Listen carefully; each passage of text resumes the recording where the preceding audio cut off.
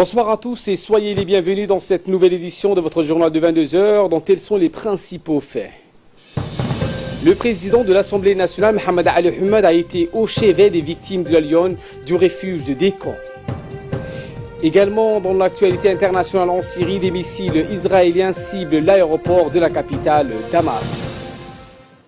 C'était les sommaires, bienvenue sur Télé Djibouti. Le président de l'Assemblée nationale, Mohamed Ali Hamad, s'est rendu au chevet des malades attaqués par la Lyon ce matin à l'hôpital général Pelletier. À son arrivée, il a été accueilli par le directeur général de l'hôpital Pelletier qui lui a expliqué l'état dans lequel se trouvent actuellement les 3 victimes de la Lyon. Parmi les 3 victimes, 2 sont dans un état difficile, mais les médecins tentent de stabiliser leur état de santé. Le président de l'Assemblée nationale, Mohamed Ali Hamad, s'est assuré que les médecins font tout leur possible et avec l'aide de Tout-Puissant, bien sûr, pour sauver ces victimes. Le président de l'Assemblée s'est dit touché et attristé par cette tragédie. Au cours de cette visite, il était accompagné des députés Omar Aden et Jibril des localités de Douda et Arta respectivement. Nous avons donc pu recueillir les explications de la personne légèrement blessée. Selon lui, il s'est précipité pour sauver la personne qui a fait face à la première attaque. La Lyon le tenait déjà dans ses griffes et l'a sérieusement mordu. Il perdait beaucoup de sang et commençait à perdre conscience, a-t-il indiqué à son arrivée avec les cris.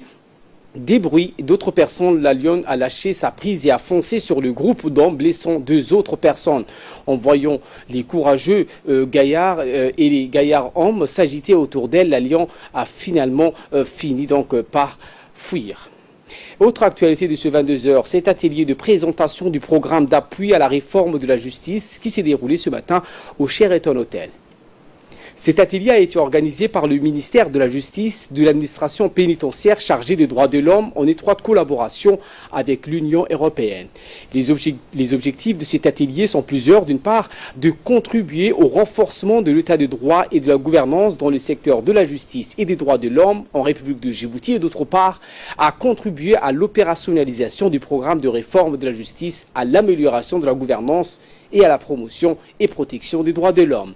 Outre le ministre de la Justice, Moumin Ahmed Cheikh, l'atelier a vu la participation de nombreuses personnalités du système judiciaire djiboutien, des hauts responsables du système des Nations Unies résidant à Djibouti, dont Mme Barbara Monzi de l'Union européenne était également présente. Écoutons pour plus d'explications le chargé d'affaires de l'Union européenne. Les affaires pénitentiaires, je trouve que c'est bénéficiel à la fin pour toute la population djiboutienne de ce pays. Parce qu'une justice équitable, accessible à tous, fonctionnelle, est un droit, et pas uniquement un droit constitutionnel, mais ça fait aussi partie des droits fondamentaux. Maintenant, il est fondamental que cet esprit de partenariat soit maintenu par toutes les différentes administrations, organismes et institutions djiboutiennes concernées. Et en définitive, je trouve que ce projet fait partie d'une nouvelle phase dans les relations l'Union européenne djiboutienne, car il va nous permettre de travailler ensemble avec l'administration djiboutienne dans les domaines que je viens de citer. Écoutons à présent le garde-sceau djiboutien Moumin Ahmed Cheikh qui nous a expliqué le tenant et aboutissant de cet atelier. Le gouvernement a inscrit sa politique générale de développement dans la stratégie de croissance accélérée pour l'emploi, plus connue sous le sobriquet de SCAP, un programme de réforme de la gouvernance impliquant nécessairement la consolidation des actions et des réformes entreprises en matière judiciaire. Le renforcement et la modernisation du système judiciaire ont été les premiers objectifs de la feuille de route de l'action gouvernementale assignée au ministère de la Justice. Le présent projet d'appui de l'Union européenne est né de la volonté du ministère de la Justice et vise à réformer en profondeur l'administration de la justice pour la rendre plus citoyenne, plus proche du justiciable, en somme plus à même de répondre aux aspirations du peuple. Avant d'entreprendre ce travail, il fallait faire le point.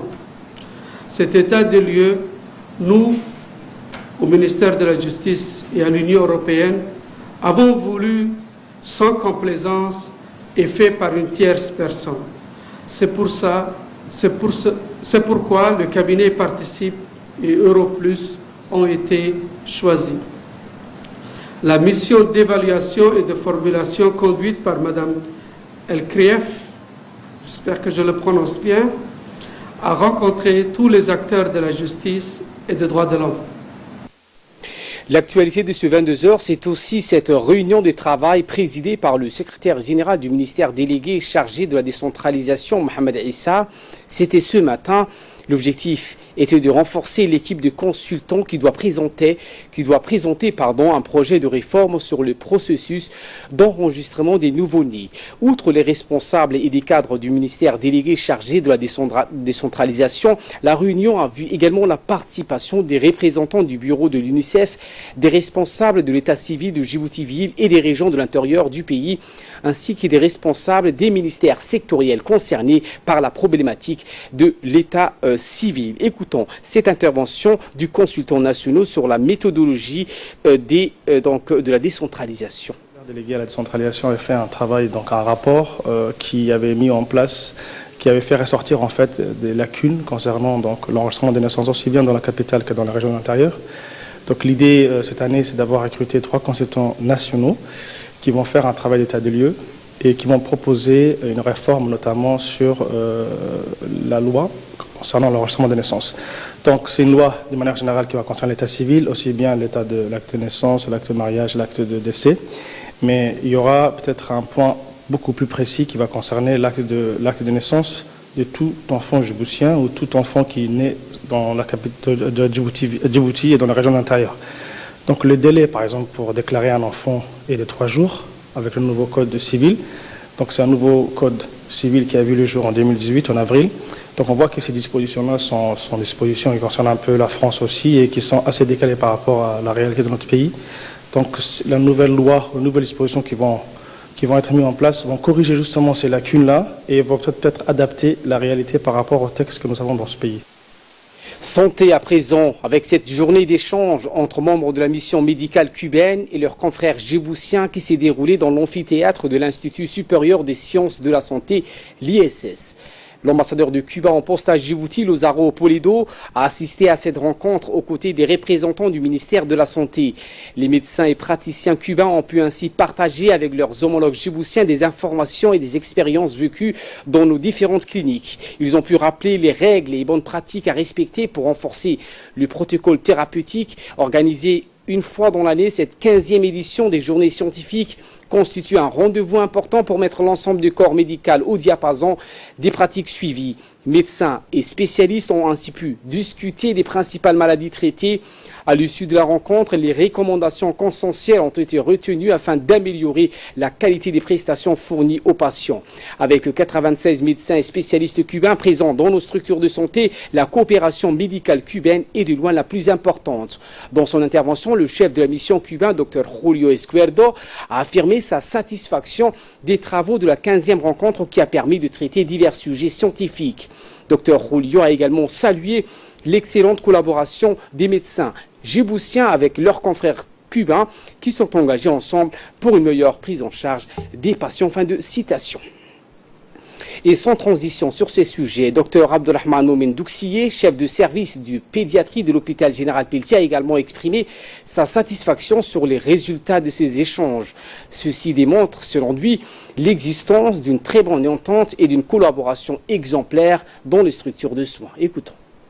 On s'est réunis au sein de l'amphithéâtre de l'ISS pour célébrer la 15e journée scientifique organisée par les médecins cubains qui sont présents à Djibouti. On sait qu'à Djibouti actuellement, on a environ 96 médecins spécialistes qui travaillent dans tout le territoire national, c'est-à-dire l'hôpital général Pelletier, l'hôpital de Balbala, les régions de l'intérieur, la maternité d'Al Hanan.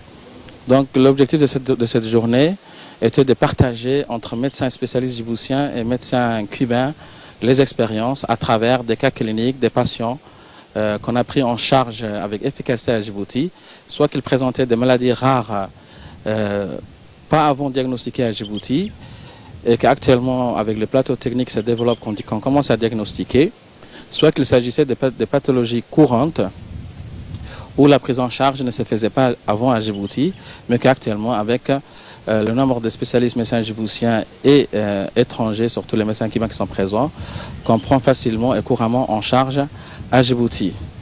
Certains médecins ont présenté devant tout le monde leur cas clinique avec des discussions, mais la plupart des médecins ont présenté au sein des locaux de l'ISS sous forme de tables rondes. Plusieurs tables rondes ont été organisées. Et là, les médecins se réunissent pour parler chacun de son expérience et donner les réflexes aux autres. À la page sport de cette édition, la clôture du tournoi d'été du CDC de Cheikh Moussa a regroupé une vingtaine d'équipes, 10 formations féminines et 10 équipes de jeunes. Donc, la finale du tournoi féminin a opposé l'équipe du quartier Cheikh Moussa à la formation de SDVK. La formation féminine du Centre de développement communautaire de Cheikh Moussa, en dépit d'une longue léthargie en début de partie, l'a finalement emporté sur le score d'1-0. L'équipe de SDVK s'est ainsi inclinée sur le petit score. De nombreux jeunes ont envahi le CDC pour assister aux dernières rencontres et à la remise des coupes. La chef de service de programmation et présidente de la Fédération de football féminin, Mme Rourecha Ali, a félicité les leaders communautaires du quartier. Tous ont remercié sans relâche le secrétaire d'État à la jeunesse et au sport, Hassan Mohamed Kamil, pour avoir entrepris toutes ces actions en faveur de leur quartier et pour promouvoir le sport. Et voilà qui nous ramène de parler de cette clôture de la Ligue Abou Yasser internationale qui s'est clôturée hier au stade Al-Hadj Hassan Goulet à Ptidon. La dernière journée du Super League Abou Yasser a débuté par une rencontre qui a opposé l'université contre la gendarmerie. L'affrontement entre les deux équipes a donné lieu à un match plein de rebondissements et qui a tenu toutes ses promesses. Et à la fin, l'équipe de l'université sort vainqueur de ce match sur 1-0. L'autre rencontre opposait l'AS Sport contre l'équipe de la garde républicaine. La formation de la garde républicaine CID a battu l'AS Sport sur le score de 3-1. La dernière journée du tournoi a vu la participation du président de la Fédération djiboutienne de football, Souleymane Hassan Ouabali, et l'invité d'honneur, bien sûr, le PDG Abou Yassir, et le secrétaire général du secrétaire d'État à la jeunesse et au sport, Ahmed Mohamed Farahdi Maou. L'équipe Assas Télécom, vainqueur de la première édition du Super League, sort donc vainqueur pour la deuxième année consécutive avec un chèque de 1 500 000 de nos francs. La deuxième place a été attribuée à l'équipe de l'AS Sport avec un chèque d'1 million de nos francs. L'équipe de la gendarmerie au troisième rang a eu un chèque de 800 000 de nos francs. La quatrième place est revenue à l'équipe de l'université de Djibouti avec un chèque de 600 000. Et enfin, l'équipe de la garde républicaine au cinquième rang a eu un chèque de 400 000 francs Djibouti. À la fin de la remise des trophées, le président de la Fédération du foot a indiqué dans son interview, il a remercié en premier lieu le sponsor Abou Yasser pour son appui pour ces tournois. En deuxième lieu, il a salué les efforts de tous les agents de la fédération et la direction du stade qui ont fait un travail remarquable. Fin de citation. Et de là, nous passons à ce qui fait la une hors de nos frontières avec Fardous Hussein qui nous a rejoint sur ce plateau. Bonsoir Fardous. Bonsoir Ali. Et nous commençons avec la République démocratique du Congo qui menace donc de quitter la Cour pénale internationale, la CPI. En effet, la République démocratique du Congo a menacé de quitter la CPI à un jour d'une décision d'une peine en appel à l'encontre de l'opposant congolais Jean-Pierre Bemba, exclu de l'élection présidentielle prévue le 23 décembre. Par son communiqué, le gouvernement congolais semble redouter un acquittement de Bemba lundi, ce qui lui permettrait de revenir dans la course à l'élection présidentielle. Or, la CPI doit se prononcer sur la peine de l'ex-chef de guerre dans une affaire de subordination de témoins. Adversaire du président Joseph Kabila, Bemba a été exclu de l'élection présidentielle en RDC par la commission électorale puis par la Cour constitutionnelle en raison de cette condamnation prononcée par la CPI. M. Bemba avait pu déposer sa candidature début août à Kinshasa après sa libération et son acquittement en juin par la CPI dans l'affaire principale portant sur des exactions commises par sa milice en Centrafrique en 2002 et 2003. Il avait été condamné à 18 ans de prison. Et nous enchaînons avec la Syrie, nous en parlions dans les titres, ces missiles israéliens qui ont ciblé l'aéroport de la capitale Damas.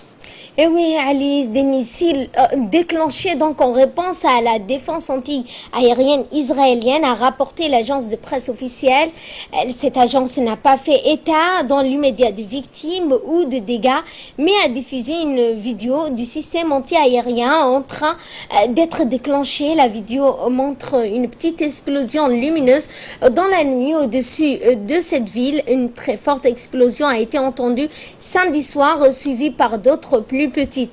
Selon donc un responsable israélien, le début septembre, dans une rare confirmation israélienne des opérations militaires en Syrie, responsable avait affirmé que l'armée israélienne avait mené quelques 200 frappes dans ce pays ces 18 derniers mois, visant principalement des cibles iraniennes. Et nous terminons avec le typhon Mangkhut qui a fait 25 morts aux Philippines. La Chine attend bien sûr son passage. Et oui, Ali, selon un dernier bilan encore trop provisoire, il aurait 25 morts, un chiffre qui devrait s'alourdir tant l'île de Luçon, la plus touchée par l'ouragan, découvre au fil des heures l'ampleur des destructions. Mangkhut évolue désormais en mer de Chine, direction la région de Macao et Hong Kong, certes moins puissant, avec des vents enregistrés autour de 180 km/h, mais des habitants se préparent au pire. Les autorités chinoises sont dans un état d'alerte, disent le niveau maximal. Merci Fardous Hussein pour ces éclairages. Merci à vous de nous avoir suivis et très bon suivi des programmes sur Télé Djibouti.